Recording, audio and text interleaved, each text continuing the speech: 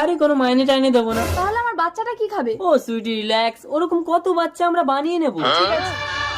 মা, আজ 2 মাস ধরে একটা বাচ্চার জ্বর সারাতে পারছেন না। আমি তো বললাম আমার স্ত্রী চাকরি করে আসলে আপনার সব টাকা আমি দিয়ে দেবো। ওষুধে কাজ হবে না। ও যদি এক্ষুনি ওর মাকে না পায় তাহলে ওই বাচ্চাকে আর বাঁচানো সম্ভব হবে না।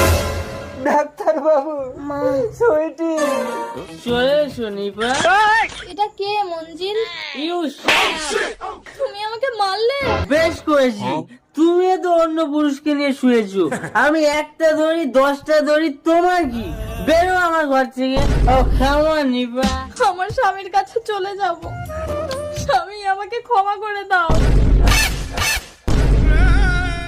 প্রিয় সুইটি, খুব খিদেতে খেতে না পেয়ে আমি মরেছি। বাচ্চাটাও প্রচন্ড খিদের জ্বালায় মা মা করে মরেছে।